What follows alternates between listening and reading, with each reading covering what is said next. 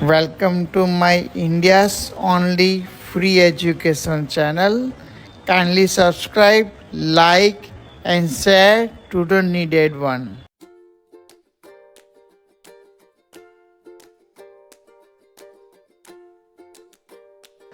Now we are dealing with the right side very acute cerebellar hemorrhage patient.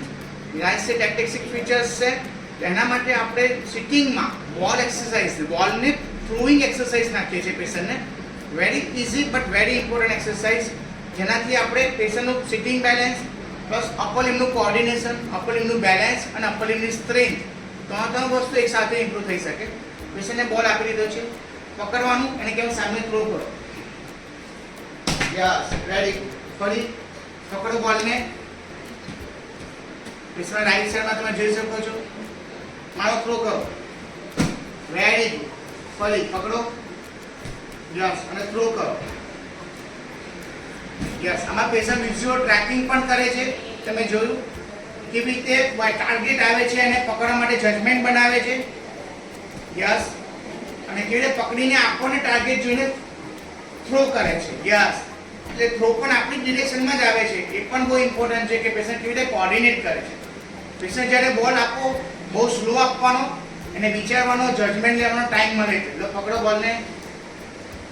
Yes. આ slow આપે એટલે patient target બનાવશે, fix કરશે અને આપણે ટાર્ગેટ બાજુ થ્રો કરશે. આ એક્સરસાઇઝ આપણે ડિફરન્ટ ડિરેક્શનમાં કરી શકીએ. જો બોલ આવે છે એને પકડજો. યસ. હવે થ્રો કરો.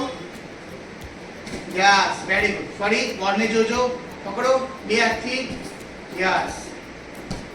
થ્રો કરો. Very good.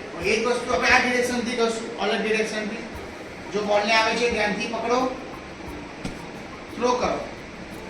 Very good. ફરી ધ્યાનથી પકડો, હા થ્રો કરો. ચલો ફરી ધ્યાનથી પકડો. રાઈટ હેન્ડને બરાબર યુઝ કરો. બરાબર ધ્યાનથી પકડો. જ્યારે બોલને આપણે સેમ સાઈડ નાખવાનો ટ્રાય કરીએ ત્યારે પેશન્ટ સૌથી વધારે ડિફિકલ્ટી પડે છે. રાઈટ સાઈડ એટેસિક છે. આપણે આ કર્યા પછી એવું ખ્યાલ આવે કે કઈ બાજુ વધારે ડિફિકલ્ટી પડે છે. એ સાઈડની પ્રેક્ટિસ વધારે કરાવવાની પેશન્ટ. તો પકડો બે હાથથી, થ્રો કરો. યસ. Very good. ફરી પકડો બે હાથથી, થ્રો કરો. આમાં પેશન્ટને કહેવું છે તમારે સિટિંગ બેલેન્સ પણ છોડવાનું નથી, મેન્ટેન કરવાનું છે, ટંગથી પણ પડવાનું નથી અને બોલને પકડવાનું છે.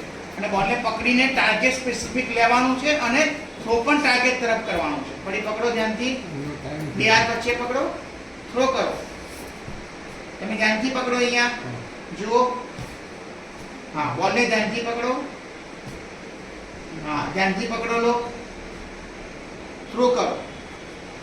Yes, so these type of activity very helpful for improving the balance, strength and coordination for cerebral ataxic patient.